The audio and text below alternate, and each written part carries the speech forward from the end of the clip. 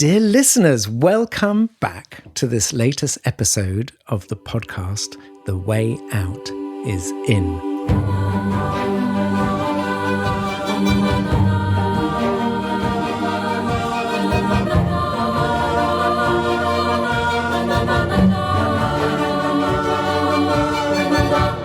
I'm Jo Confino, working at the intersection of personal transformation and systems change. And I am Brother Phap Huu, a Zen Buddhist monk in the tradition of Plum Village, a student of Zen Master Thich Nhat Hanh. And brother, today we are offering a bonus episode because we are going to be showcasing an interview that actually I did with Thich Nhat Hanh 10 years ago, 2012, just before Christmas. The way out is in.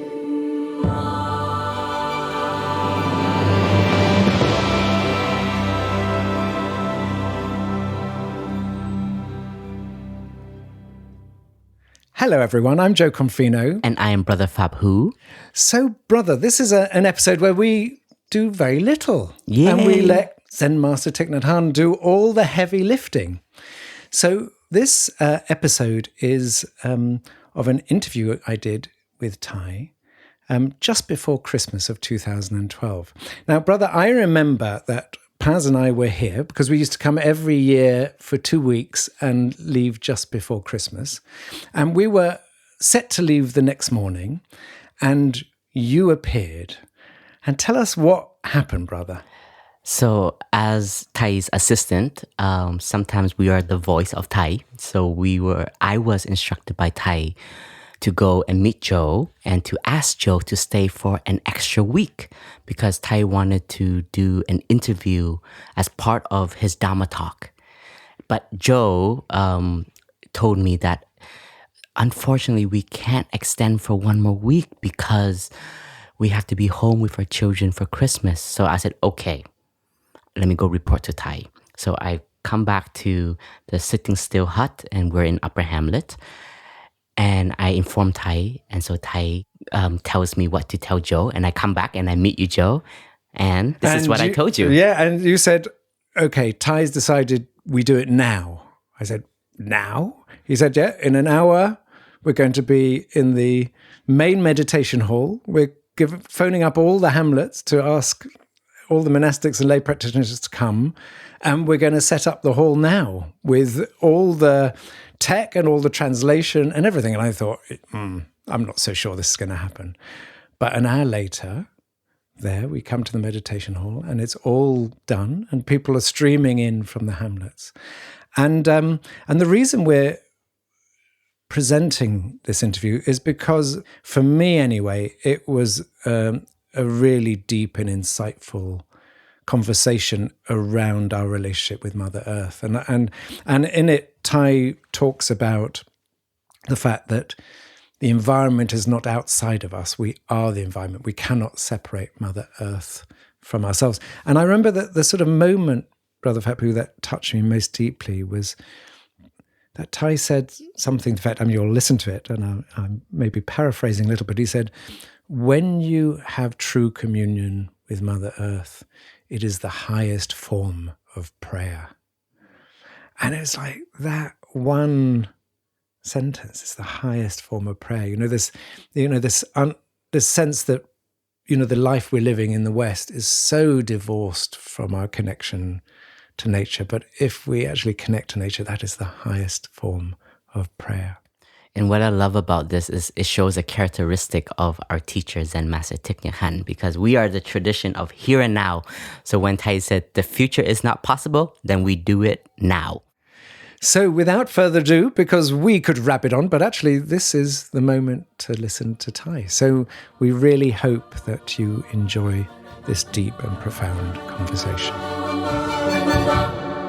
The way out is in.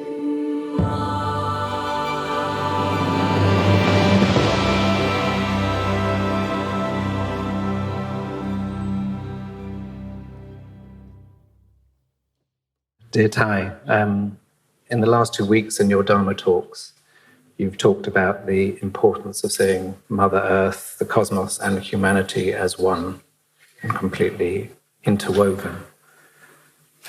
You said our nature is your nature. Can you just say a little bit about what you mean by that and why it's such an important insight? This insight, this teaching is can be found in the scriptures. In Mahayana Buddhism, we believe we are taught that everything has Buddha nature. So the nature of enlightenment is immanent in everything. In the circle of Zen Buddhism, they ask whether a dog has Buddha nature or not. And also in the Lotus Sutra and in many other Mahayana sutras, it is confirmed that there are a multitude of Buddhas in the cosmos. So before mankind appear on earth, there had been Buddhas, not in the form of a person, but in other forms. In the Buddhist scriptures, they speak of Buddhas as many as the sand of the Ganga river. So if we look into the Milky Way, we see that there are billions of stars, and each star can be a Buddha. Like the sun above us is a real Buddha, a Buddha that can provide a lot of light and warmth, a Buddha that can offer life. So it is possible for us to conceive a Buddha not in the form of a person. So what is offered today as a teaching and practice is not something really new, but a continuation of what has been said and practiced. It's clear that the Buddha Shakyamuni is a child of the earth, and he has expressed his intention to take care of this earth as he is a pure land. And therefore, we who follow the teaching of the Buddhas, we want also to accept this earth as our pure land. We don't need to look for a kingdom of Buddha elsewhere, a pure land where else. If we have enough mindfulness, concentration, and we go get insight that the Pure Land is available right in the here and the now. And the insight is that the kingdom of God is on earth. The kingdom of heaven is on earth. In Air France has produced a beautiful sentence. Faire du ciel le plus bel endroit de la terre. To make the sky the most beautiful spot of the earth. I like to change a little bit. We say that the earth is the most beautiful spot of the sky. And if you look around deeply, you realize that there isn't anything that is as beautiful as our planet Earth.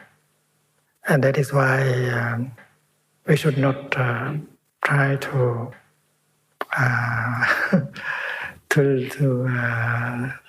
abandon this beautiful planet, searching for something far away, whether that is called Pure Land or Kingdom of God or anything. And if we get that insight, we see that the earth is not only the environment. The earth is us. And taking care of the earth, we take care of ourselves. And many people get sick today because they get alienated from Mother Earth. they forget that they are on earth. They have a body that is given them by Mother Earth. And the practice of mindfulness helps us to go back to our body and touch Mother Earth inside of our body and touch the earth outside of our body. And that practice can help heal people. So the healing of the people should go together with the healing of the earth. And that is the insight. And this is possible for everyone to practice. And why is it important for you to be talking about this now?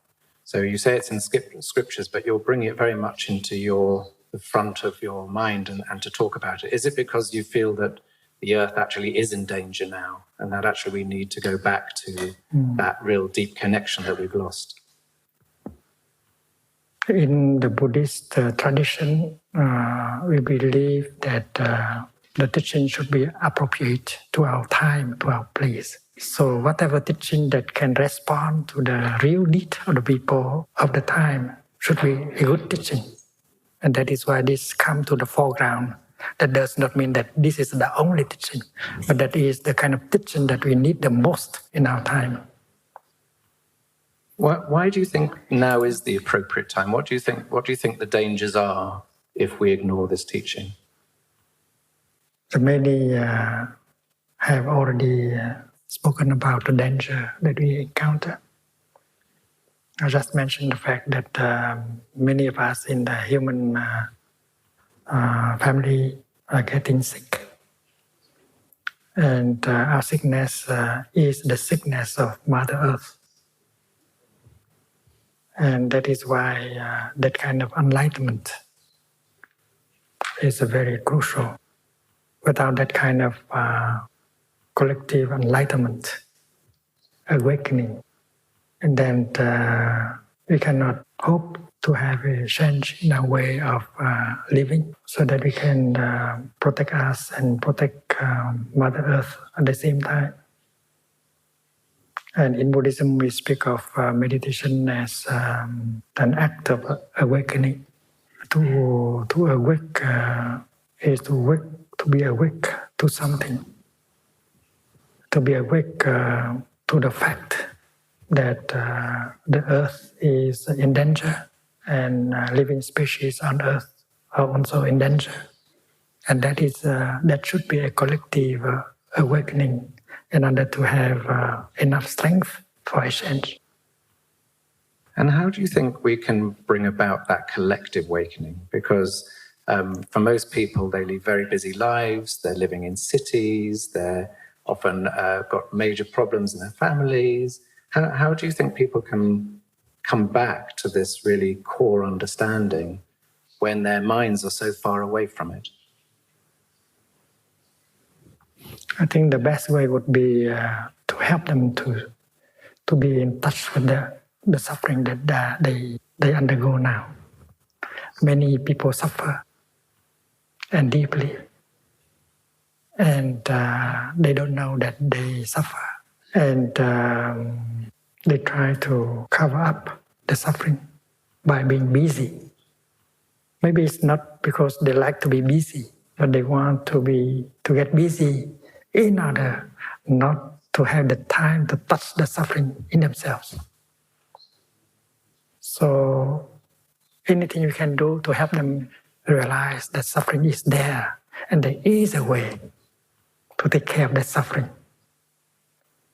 And if we are skillful enough, we will help them to stop being busy, take the time in order to go back and take care of themselves, and at the same time take care of the earth. And you journalists, you can do things like that. You can practice that, and by your way of sharing your insight, your experience, you can help people do that. And we in Plum Village, we do that in our own way.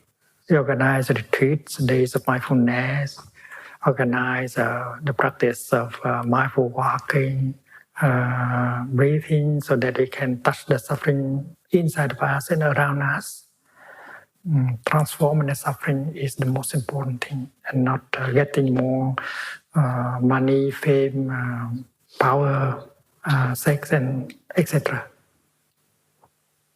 How do you feel is the best? So you talked about the fact that often people get stuck in the suffering and don't see a way out of it.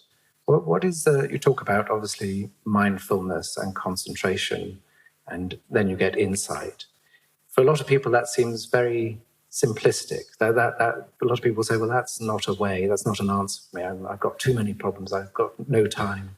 What would you say to people who would find this, who would look at this and say, actually, how is this going to help me?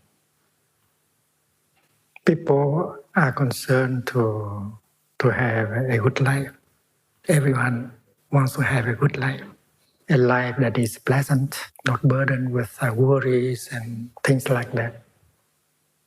And they don't know the way, how to lay down the worries, the fear, the anger, in order to enjoy themselves in their daily life. So we can very well propose to them a way of life, a practice, a way of living, so that they can improve the quality of their life right away, today. Suppose you tell them that, do you remember that you have a body? To have a body is something wonderful. And you have spent a lot of time with your computer. You forget that you have a body. You are not alive. You are not with your body. And when you are not with the body, you are not alive. So if you breathe in mindfully, practicing mindfulness, with one in-breath, you can already go home to your body and get the insight that you have a body. And a body is a wonder. And when you are with the body, spirit and mind together, you touch the insight that you are alive, you are there on earth. And you can get in touch with many wonders of life available to you, in you and around you. You can practice like breathing in, I am aware that I have a body.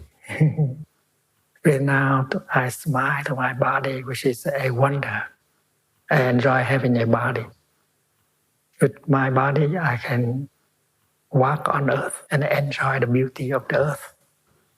Something like that. So mindfulness, concentration, and insight should be presented in such a way. And then the practice of mindful breathing, the practice of mindful walking can help you to be there in the present moment in order to get in touch with the wonders of life, refreshing and healing that can nourish and heal you. And the practice of mindfulness also help you to be there in order to recognize that suffering is there, so that you know how to take care and transform the suffering. So they are very concrete things.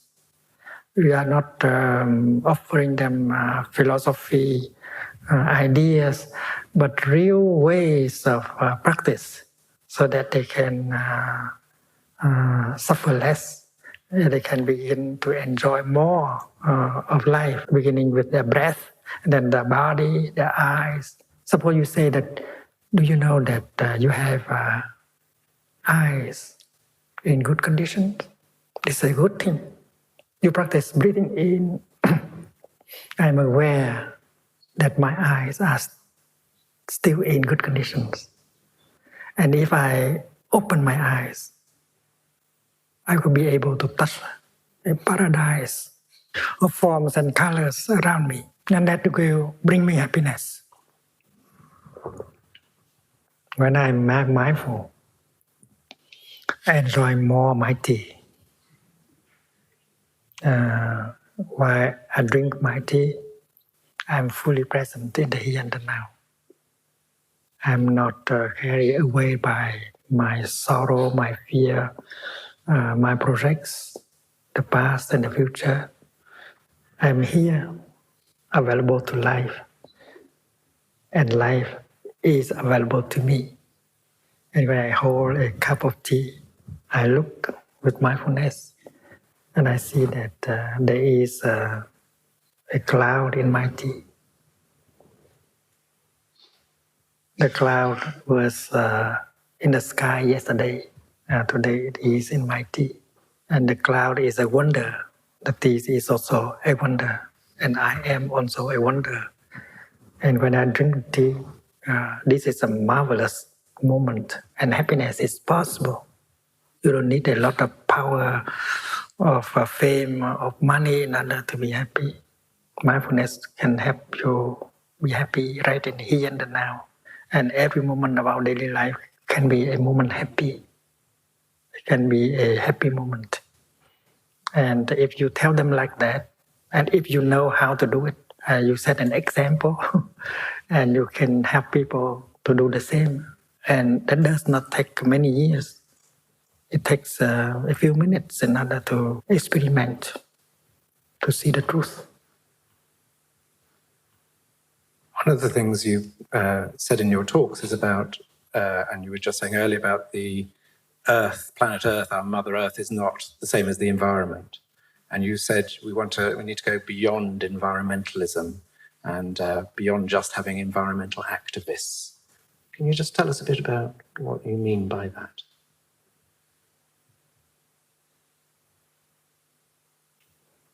We say that the Earth is a bodhisattva.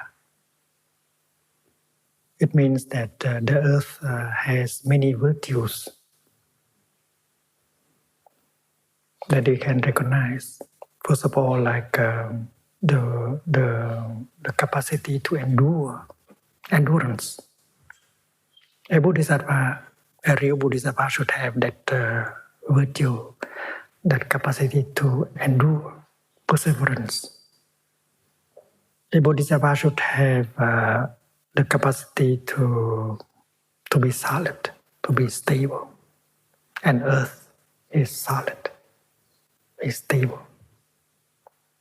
A bodhisattva should have the virtue of being creative. And the Earth is very creative. She gives life to many species. A bodhisattva should have the spirit of non-discrimination. And Earth does not discriminate.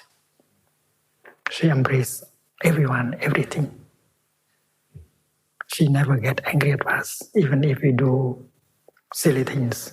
So a bodhisattva does not need to be a human person. A bodhisattva can be a star, a river, a mountain, a planet. That is why when we look at our planet Earth, we should see her as a bodhisattva. And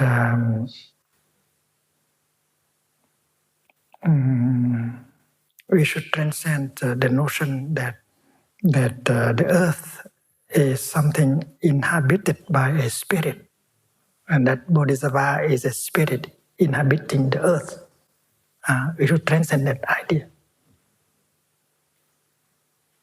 We do not worship a spirit that stays behind the Earth, because we know that we are not caught in the idea that there are two things: the Earth, which is a material thing, and the spirit of the Earth, which is a non-material thing that inhabits the Earth.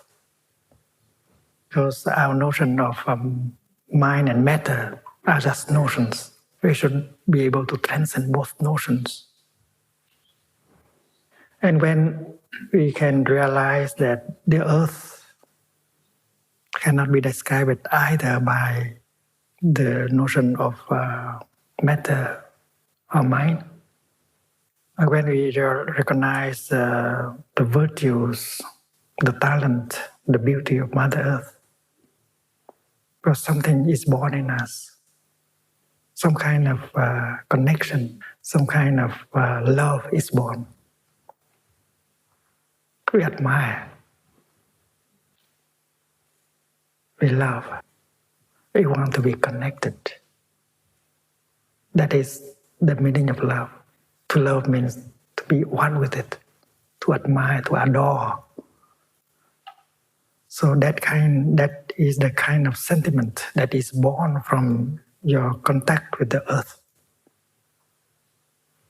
And when you love someone, you want to say, I need you. I take refuge in you. So that is kind of praying. And that is not superstition. You love the earth and the earth loves you. You do anything for the well-being of the earth and the earth will do anything for your well-being. And that is the kind of outcome from that kind of relationship. So it begins with mindfulness, that you are there as a child of the earth, that you carry Mother Earth within you. Mother Earth is not outside of you, she is inside. Mother Earth is not just your environment, you are part of Mother Earth. And that kind of insight, of non-discrimination help you to be truly in communion with the earth. It's like in Buddhism, in the Buddhist tradition, every time we bow to Buddha, we say, the one who bows and the one who is bowed to. They are both by nature empty of a separate existence.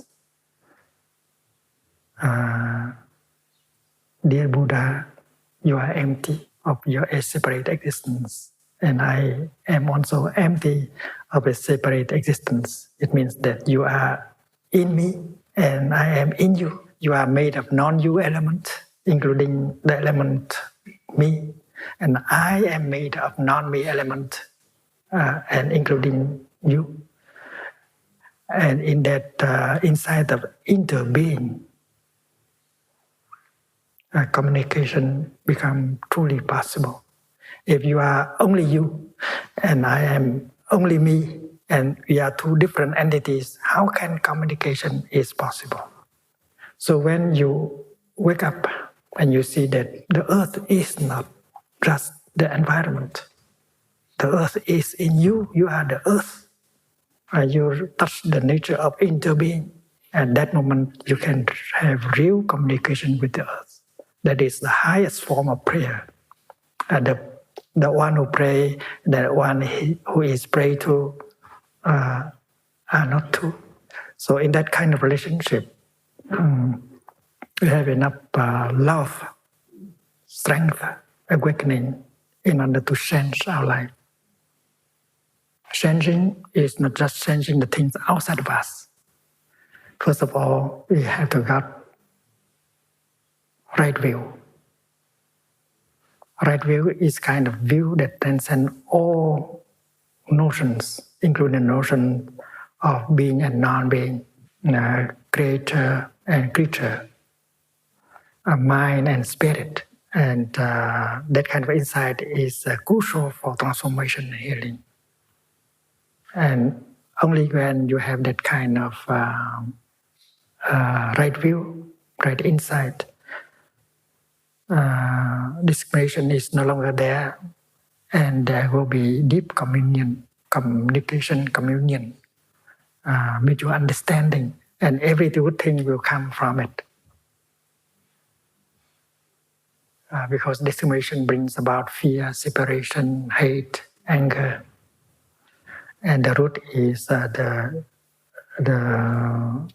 wrong view, that you and the earth are two separate entities. The earth is only the environment. You are in the center, and you want to do something for the earth in order for you to survive. That is a dualistic way of seeing.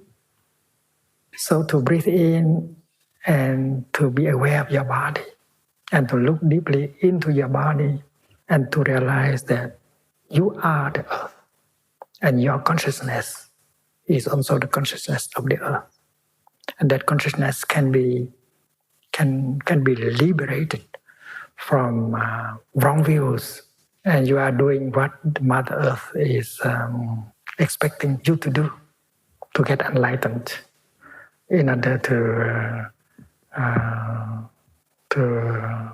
become a Buddha and to help other living beings, not only on Earth but in other planets.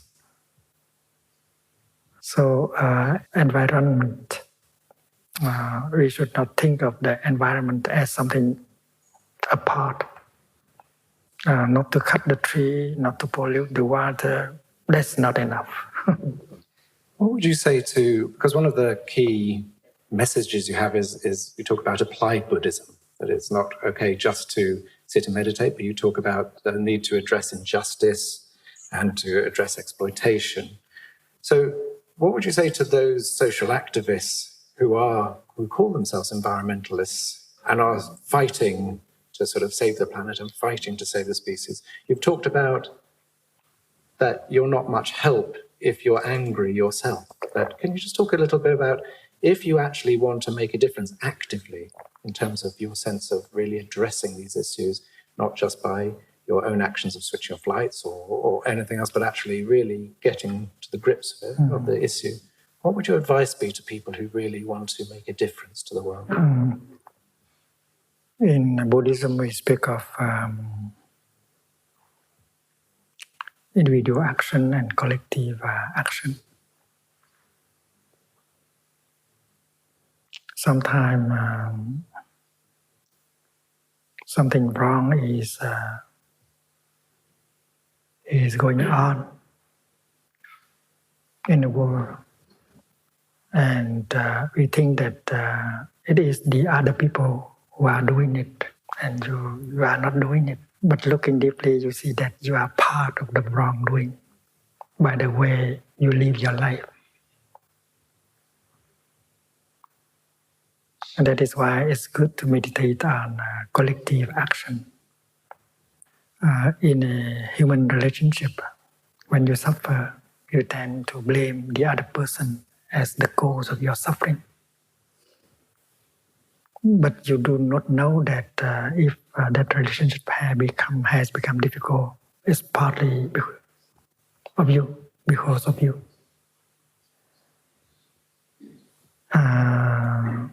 If you are able to understand that not only you suffer, if you are able to see that not only you suffer, but the other person also suffer, that is already an insight. When you see the suffering of the other person, you no longer want to punish, to blame. And maybe you want to do something to help that person to suffer less. But if you are burdened with anger, fear, ignorance, and you suffer too much, you cannot help another person not to suffer. That is why to do something for you to suffer less, that is very crucial. If you suffer less, you are lighter, you are more smiling, you are pleasant to be with, and you are in a position to help the other person to suffer less, more easily. So the same thing is true with activists. If you are angry, if you only blame other people for doing wrong things, you might not help. You might make the situation worse. And therefore, to change your mind, to remove wrong view, and just to remove wrong view, you suffer less already. You have not done anything yet. Just remove the wrong view and see that the people are victims, and you cannot condemn the victims. You can only help them. So that already makes you feel lighter, freer. You suffer less. And there are a lot of things to do in order for you to suffer, to suffer less.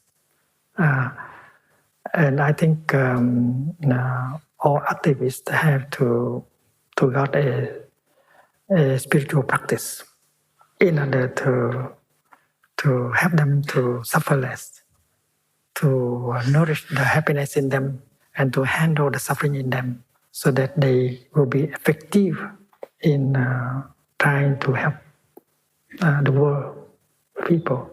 With anger, frustration, you cannot do much. You might make the situation worse. Just wanted to move on to the subject of science, because you have a very strong interest in it, and you're doing your 21-day retreat next summer on the combination of science and Buddhism. Just on that, I'm just interested first about your personal interest. What brought you into your personal interest in science, and what have you personally learned from it? Scientists are motivated by a desire to understand more, and Buddhist practitioners also are motivated by that kind of desire. But in Buddhism, we keep in mind that understanding will help us suffer less. Any kind of understanding, true understanding, will help us suffer less.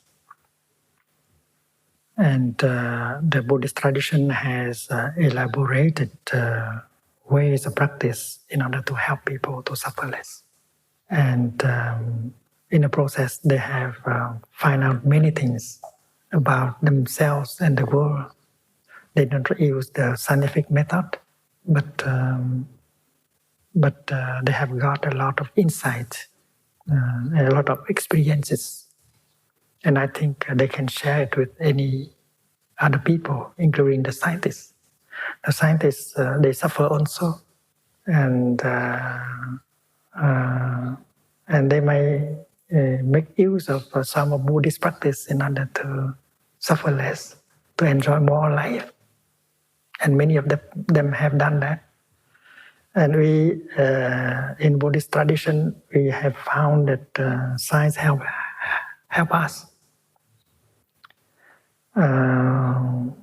Personally, I think that archaeology, philology has helped me a lot.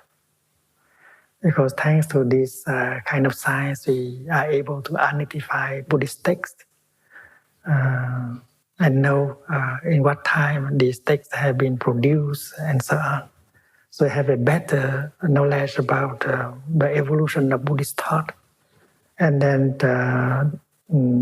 chemistry, physics, and others have also helped us. Many findings of science have confirmed the Buddhist teaching on impermanence, no self, no birth and no death. It's like when Lavoisier said that there's nothing born, there's nothing die, nothing is born, nothing die. We see that go perfectly with the Buddhist teaching. When you look into a cloud, even if you do not use sophisticated scientific instrument, you can touch the nature of no birth and no death of the cloud. The cloud has not come from the realm of non-being into the realm of being. And that insight can be got by anyone. You can help people, non-science people, to see that. You can tell them that before the cloud appears in the form of a cloud, it did not belong to the realm of non-being, because it was the steam, the water vapor, the hot sunshine, and this is only a continuation, the form of a cloud. So there is no birth. There's only a new manifestation, a new continuation. And when the cloud dies, it does not die. You don't see it anymore, but it has not passed in from the realm of being into non-being. It's impossible for a cloud to die. The cloud can become snow or rain or other things, but cannot become nothing. So it is possible for non-scientists to touch the truth of no birth and no death of the cloud. So what Lavoisier said goes perfectly with Buddhism And we glad that scientists are saying the same thing. And that help us to help people to understand more easily the teaching of the Buddha. And when scientists talk about the law of conservation of matter and energy, they also confirm that nothing can be created in terms of matter or energy. And you cannot destroy matter, you cannot destroy energy. So that confirms the truth of no birth and no death. And if you accept the truth of no birth and no death, you have to accept the truth of no being, no non-being. Because birth means from non-being, you become being. And to die means from the realm of non-being, you pass into the realm of non-being. So if you transcend the notion of birth and death, you are able to transcend the notion of being and non-being. And you know that to be or not to be, that's no longer the question. And findings like that help us very much to confirm the teaching of the Buddha and our own experience. We have another way of helping people to see the truth and to touch the truth. And in Buddhism, the understanding of no birth and no death, no being and non-being is not for the sake of speculating. We meditate on that in order to transcend our fear, our anger, our discrimination, and we suffer less. And that is why we think that if scientists make good use of their findings and apply them to their daily life, they will suffer less, and they will succeed more in their work in the realm of science. And that is why a retreat for yogi and scientists is good, because both can support each other. In terms of the understanding of the cosmos, so I mean, in ancient times there was a reverence for the earth and the sun, but from a very paganistic perspective. And one of the things science has done is given us this understanding of the cosmos and the interrelationships of planets and solar systems. Can you just talk a little bit about whether science has helped or can help in this understanding of interbeing and our connection to Mother Earth and the sun? I think science has been able to demonstrate the truth of no self, of interbeing. But scientists have not been able to apply that kind of insight into the realm of organizing our daily life, our society. So far, the insight of science have been applied in technology. That can be sometimes very helpful, but sometimes not helpful. But when the scientists work together with the yogi, they may think of trying to apply it to our daily life in order to handle suffering and happiness. There are those of us who agree on the truth of impermanence, but still behave as if things are permanent.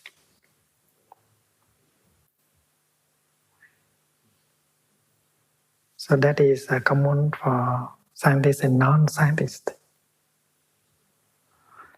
So we hope that one day scientists will be able to apply this kind of findings, non-self, interbeing, no birth, no death, into daily life. We need the time in order to meditate and to apply this insight into our daily life.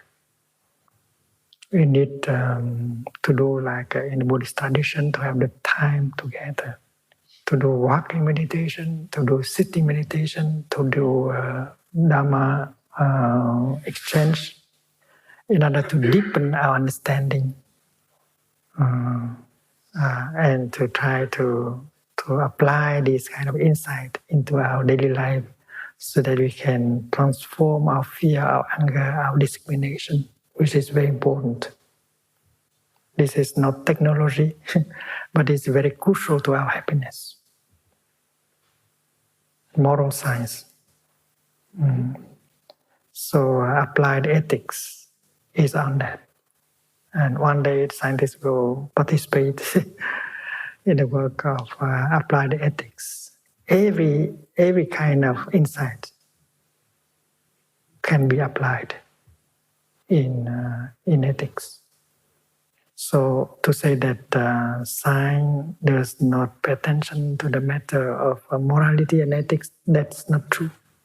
Because any finding of yours in the realm of science should have an impact on the way you live. Like when Einstein said that he cannot believe God to be an old man sitting in the sky and decide things on earth. That kind of attitude that come from his understanding of the world, of the cosmos. So it has an impact on his personal life and the life of other people. And there are theologians who have been influenced by him, like Paul Tillich. And that German theologian said that he also cannot believe that God is a person. And that is the theme of our Christmas talk. We have to reserve that. Can I just ask a little? There's a whole movement amongst businesses and politicians which says that the connection, trying to reconnect people to nature, is not working. And so actually what you have to do is put an economic or a monetary value on everything. So if before you cut down a forest, you have to think, how much is the forest worth in terms of the soil erosion it creates, how much people will lose their value of being able to walk in the forest, etc., etc. They're trying to take nature down to put dollar signs on it, because they say that's the system we're in only values money, and therefore to work within the system you have to actually work with a monetary value to nature. Do you think that's a practical thing that we have to do, or do you think there's a risk that it might move people away from really connecting to the majesty of nature and to see themselves within the earth? Even if we can set up laws like that, there will be people who try to trick in order not to continue their way. I don't think that will work. I think we need a real awakening, a real enlightenment. We have to change our way of seeing things. We have to change our way of thinking and seeing things. And this is possible. We have not tried really on that respect. Every one of us, whether we are school teachers, father, mother, brother, sister, or journalist, we have to do it in our own way, producing awakening, producing enlightenment, and bring right view into the mind of people, because right view brings happiness. Bring right view, release the suffering, and in a very concrete way. And that is why we need to sit down like this and find ways, very concrete, to help. And there are plenty of us who are activists, who are eager to do something. And we should go this way. We should begin with ourselves. We should begin with removing our wrong views so that we can suffer less. And when we suffer less, we can be more helpful. We can help people to change. And just finally, Thay, in terms of the letting go of the future, so you've talked about that nature, that the earth is not angry, but that there's always a need to rebalance. And that if we continue to create damage to the earth, then the earth will respond quite naturally, as it has done with other species in the past.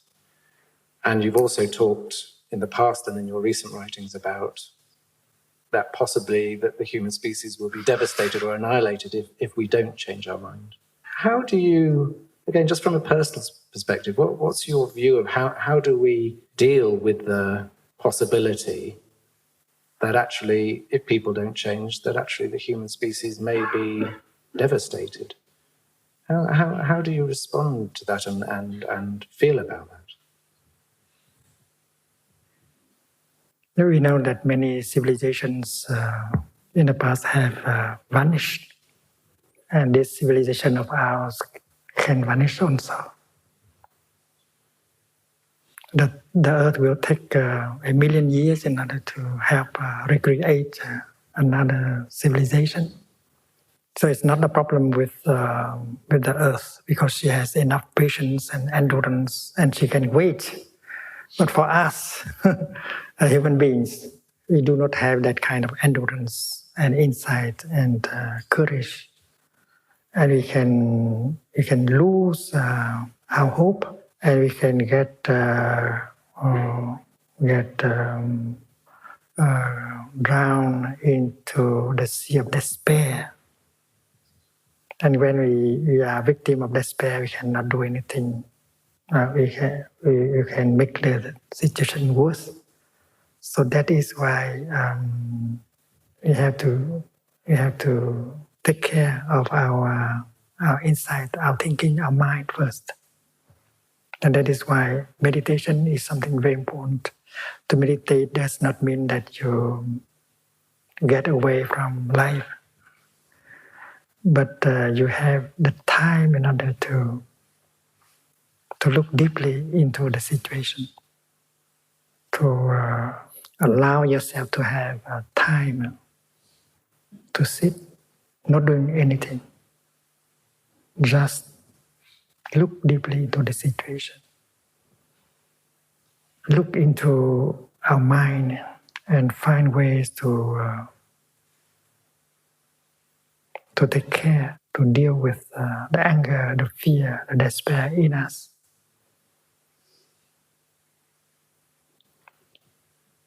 And if we do not do that, other things we do will not bring any result. So to meditate is the most basic, crucial thing to do. You have to get out of despair. You have to get the insight, the non-fear. You have to preserve your compassion in order for you to be a real instrument of Mother Earth, in order to help other species. And our century should be a century of spirituality. Whether we can survive or not, it depends on it. We have to go home to us and look deeply, and that is the work of the Spirit. And that is why every one of us on earth should bring a spiritual dimension to their daily life. Wow, I hope everyone enjoyed the conversation between Thay and Jo. And isn't it so lovely that Thay is still offering today? And this episode was recorded 10 years ago, which in 2012, when Plum Village celebrated 30 years of Plum Village. And we released it this year in the podcast because we are celebrating 40 years of Plum Village as a continuation of Thay's legacy. Yeah, and also, brother, Thay has been an environmental activist and campaigner for 50 years. But this message he gives 10 years ago was really, really important to hear. But now, 10 years on, when we're facing this sort of existential crisis and this extraordinary industrialized destruction of the planet, his voice, his message, his profundity is actually even more needed.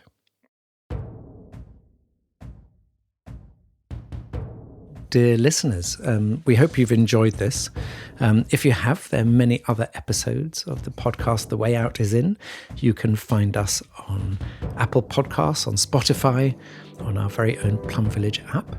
And this episode, like the others, would not have been possible without the co-production of Global Optimism, of the Plum Village app. And also, brother, would you like to give thanks to the Thich Nhat Hanh Foundation? Yes, because this podcast was brought to you by the generous donors of the Thich Nhat Hanh Foundation. And if you would like to support future episodes of the podcast and the work of the international Plum Village community, please visit www.tnhf.org/donate. Thank you.